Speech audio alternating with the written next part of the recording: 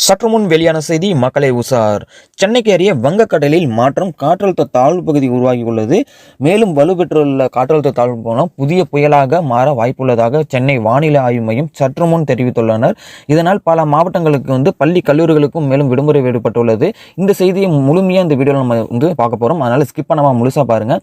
மேலும் கனமழை எச்சரிக்கை மற்றும் முக்கிய செய்திகளுக்கு நம்மளோட சேனலை மறக்காமல் சப்ஸ்கிரைப் பண்ணி வச்சுங்க. கூடவே இருக்கிற பெல் ஐக்கனை கிளிக் பண்ணி வச்சுங்க. ஓகே, வாங்க தற்போது வீடியோக்குள்ள போகலாம். வங்கக்கடலில் உருவாகியுள்ள காற்றழுத்த தாழ்வு பகுதியானது தற்போது காற்றழுத்த தாழ்வு மண்டலமாக வலுப்பெற்றிருக்கிறது.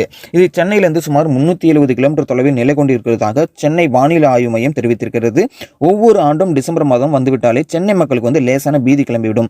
இந்த வருடம் இயற்கை என்ன செய்ய காத்திருக்கிறது என்ற அச்சம் இதற்கு காரணம். ஏனெனில் ஆண்டின் இறுதியில் வங்கக்கடலில் உருவாகும் காற்றழுத்த தாழ்வு பகுதியானது புயலாக வலுப்பெற்று சென்னை அல்லது சென்னைக்கு அருகே கரையை கடக்கும் போது சென்னை மக்கள் பல்வேறு பாதிப்புகளை சந்திக்கின்றனர். அந்த வகையில் இந்த ஆண்டு ஏற்கனவே பெஞ்சல் புயல் சென்று விட்டது. ஆனால் ஆட்டம் இன்னும் முடியவில்லை என்கிற ரீதியில் கடந்த 16ஆம் தேதி வங்கக்கடலில் குறைந்த காற்றழுத்த தாழ்வு பகுதியானது உருவானது. இது தற்போது காற்றழுத்த தாழ்வு மண்டலமாக உருவாகியுள்ளதாக வானிலை ஆய்வு மையம் தெரிவித்துள்ளது. சென்னையிலிருந்து சுமார் 370 கிலோமீட்டர் தொலைவில் இது நிலை கொண்டிருக்கிறது. அடுத்த சில நாட்களில் இது வடகிழக்கு பகுதியில் நகரும் என்று கணிக்கப்படுகிறது. எனவே சென்னைக்கு மழைக்கான வாய்ப்பு சற்று குறைவாக இருக்கிறது.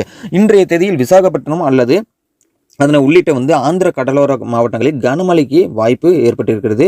முன்னதாக இன்று காலை வெளியிருந்த வானிலை அறிவிப்பில் நேற்று தென்மேற்கு மற்றும் அதனை ஒட்டிய மத்திய மேற்கு வங்கக்கடல் பகுதிகளில் நிலவிய ஆழ்ந்த காற்றழுத்த தாழ்வு பகுதி இன்று டிசம்பர் 21ஆம் தேதி மத்திய மேற்கு மற்றும் அதனை ஒட்டிய தென்மேற்கு வங்கக்கடல் பகுதிகளில் நிலவுகிறது. இது அடுத்த 12 மணி நேரத்தில் வடக்கு திசையில் நகர்ந்து மத்திய மேற்கு வங்கக்கடல் பகுதியில் காற்றழுத்த தாழ்வு மண்டலமாக வலுப்பெறும். அதன் பிறகு இது அடுத்த கட்டமாக பார்த்தீங்க அப்படின்னா 24 மணி நேரத்தில் வட திசையில் நகரும். எனவே இன்று தமிழகத்தில் ஓரிரு இடங்களில் புதுவை மற்றும் காரைக்கால் பகுதியில் இடி மின்னலுடன் கூடிய லேசான முதல் மிதமான மழை பெய்யக்கூடும். அதிகாலை வேளையில் ஓரிரு இடங்களில் லேசான பனிமூட்டம் காணப்படும். நாளை பொறுத்தளவுக்கு தமிழகத்தில் பொறுத்தளவு ஓரிரு இடங்களிலும் புதுவை மற்றும் காரைக்கால் பகுதிகளில் லேசான முதல் மிதமான மழை பெய்யக்கூடும். அதிகாலை வேளையில் ஓரிரு இடங்களில் லேசான பனிமூட்டத்துடன் காணப்படும். டிசம்பர் 22ஆம் தேதி முதல் 24ஆம் தேதி வரை தமிழகத்தில் ஓரிரு இடங்களில் புதுவை மற்றும் காரைக்கால் பகுதியில் லேசான முதல் மிதமான மழை பெய்யக்கூடும். டிசம்பர் 25, 26 தேதிகளில் தமிழகத்தில் ஒரு சில இடங்களிலும் புதுவை மற்றும் காரைக்கால் பகுதியில் லேசான முதல் மிதமான மழை பெய்யக்கூடும். சென்னை மற்றும் புறநகர பகுதியை பொறுத்தளவுக்கு வானிலை முன்னறிவிப்பு அடுத்து 24 மணி நேரத்திற்கு வானம் ஓரளவு மேகமூட்டத்துடன் காணப்படும். நகரின் ஒரு சில பகுதிகளில் இடி மின்னலுடன் கூடிய லேசான மிதமான மழை பெய்யக்கூடும்.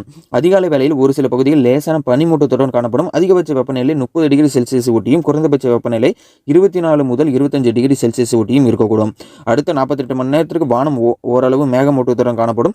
நகரின் ஒரு சில பகுதிகளில் லேசான மழை பெய்யறதுக்கான வாய்ப்புகள் இருக்கிறது.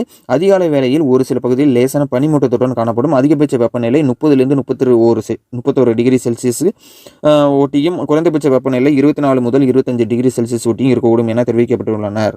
நன்றி, வணக்கம்.